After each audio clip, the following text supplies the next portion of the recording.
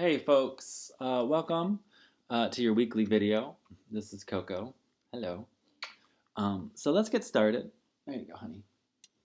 So you have two things due this week. You have your draft of Essay 3, and that's the copy I'll give you my feedback on. And then you have the draft that you'll upload to our discussion board, and that's where you'll do peer review, right? So basically, you're submitting it into two places, into two Canvas boxes, one for me, and then one to the discussion box.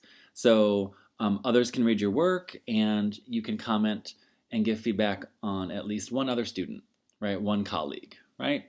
You can totally do two, but I'm just giving a minimum requirement of give one other colleague feedback on their paper.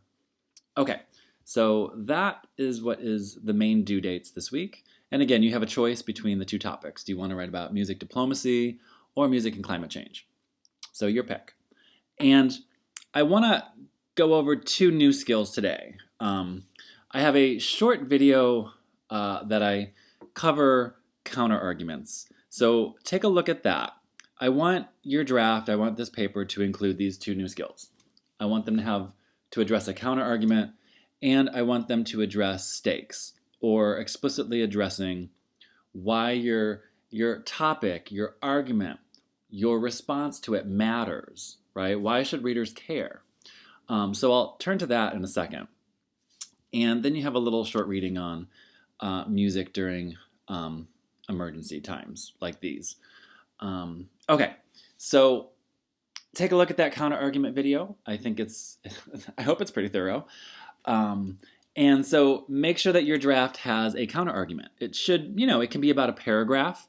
You can also do a shorter counter argument. It can be a part of your claim. And you have an example of a counter argument. So you can take a look at this reading. If you go to page 74, you'll see that this article about the social and psychological benefits of video games, right? This article spends, 5 pages talking about the pro-social benefits of video games. It switches on page 74 to start acknowledging other critics, other views on video games, right? So it turns against their argument for a long paragraph. It's very interesting. I think it's a very nice counter argument. I love that they take some time to really go into people who might disagree with them, right? These authors are writing about the pro-social benefits of video games, and they take like 5 minutes of their paper to be like, okay, let's consider who might not agree with us, right? And respond to them. So I want you to do something very similar in your paper. So take a look at this example of a counter argument, and then my video on counter arguments. So lastly, what I'd like to see in this paper too, right, the two new skills, counter argument and stakes. I want you guys to address stakes in your paper. This can go anywhere. It can be attached to your claim. It can be in the second, third, or fourth body paragraphs. I don't think you want to save this for the conclusion, right? Readers need to know, like, upfront, rather quickly, right? Why does your claim matter? Why is this topic something of note, right? Why should we get into this? So let me give just a little quick rundown. My friend made this. I love OER slides. We sort of like make them for each other. It's awesome. Okay, so right, stakes, why it matters, also called who is helped, who is harmed, right, by a way a topic is formulated or a way an argument is run. So you need to let your readers know very quickly in your writing or in your podcasts why they should care about this topic, right? Why care about climate change in music? Why care about hip-hop diplomacy, right? These seem like fringe niche topics. Why care? Okay? So we can't assume as readers that, readers are automatically going to care or be interested in these topics or think they're important. So your job is to address immediately, well, why should they care about this, right? Why should they care about climate change music, right? So what about that, right?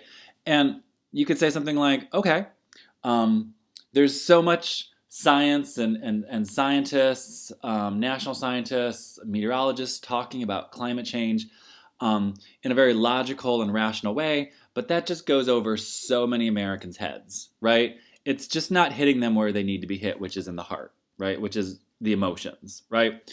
You could argue that Americans don't really respond to rational arguments. They're more they're more emotional beings. So we can't, you know, a lot of Americans aren't going to listen to a scientist, but they will, right? Their heart will be moved maybe by a song, right? And especially if that song includes themes of sustainability or, the air and water our children breathe and drink, right? So like putting it in terms that people can start really feeling. So this is me addressing stakes, right? Why does this matter? Why does uh, climate change and music matter, right? Because it's a form of persuasion that hits you right here, and it may help a lot of people be persuaded when rational arguments fail, right? Which is what I see happening all around me. Is the scientists are talking, and I don't know if anyone's listening, right? So just going on for a few more slides. I won't bore you. So yeah, you got to address who cares, right? Who cares about this topic? Well, this is our future, right? We need to think about other generations. It's the air our children breathe. It's the water our children drink, right? This is me addressing who should care. Um, or if we're talking about music and diplomacy, right? Well, who should care about that, right? Well, anyone who cares about, a fair, just, and equal world, right? So do you see how I just brought it home? That's why you should care about this topic. If you care about justice, right? If you care about compassion and the US being a leader, right, on the world stage and spreading messages of tolerance, compassion, right, making the world a better place, that's why you should care about music and diplomacy. Because music diplomacy is going to help the US do that, right? That's why readers should care about this topic, even though they probably never thought about it before, right? They're like, music and diplomacy, what the hell is that, right? So you have to address why you should care, right? Who should care about this? Well, anyone who cares about global peace, right? Nations working together, right? Music diplomacy is advancing that agenda. It's furthering that work, right? So that's me, right? Sort of selling the so what, the who cares. Um, so, right, you want to think about the larger things, the larger networks, the larger issues that your topic is connected to, right?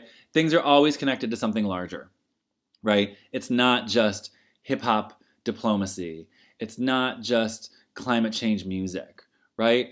It's persuading people to make a better world, right? It's getting us all involved, to create that emotional connection, to get us to actually change our behavior, right? So that's me putting these little niche, smaller topics in this huge human frame.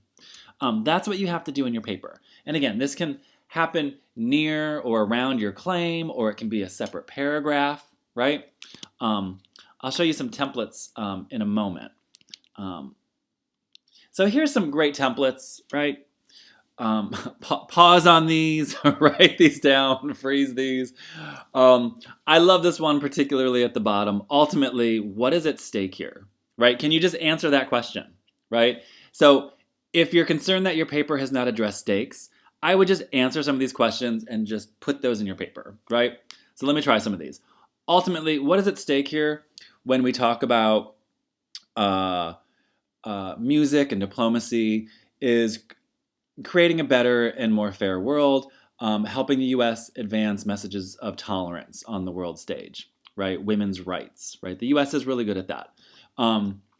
If we are right about music being sort of a window into our emotions, then there's major consequences will follow for having themes of environmentalism and ecology and sustainability in music, right? From hip hop to soul, to nature sounds, to Enya, right?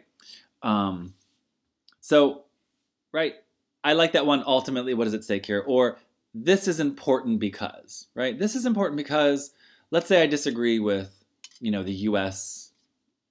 using using music to sell its values. So I could be like, okay, this is important because what about, each country has its own indigenous or local musical tradition, right? If the US is sort of, pushing hip hop um, on the world, right? Um, let the country use its own music for its diplomacy, right? Why do we have to export, right, American music or American styles to the world, right? So I'm really concerned about this question of um, which music is being used for diplomacy, right? It tends to be American music, right? Like we invented hip hop. So I'm really curious about, okay, what about, drumming or indigenous music, right? Like, why do we have to sort of use hip hop? What about other international styles, right? That's why this is important, is, maybe drowning or silencing, right? Other global musical styles when we're talking about this issue. Okay, so folks, I hope that helps, right? So make sure that you address, right, and talk about stakes in this draft, and that there's a counter argument in there too, right? So you want these two things in there. Okay, and as always, if you have any questions, email me. I'm always available to meet on Zoom. Thank you very much.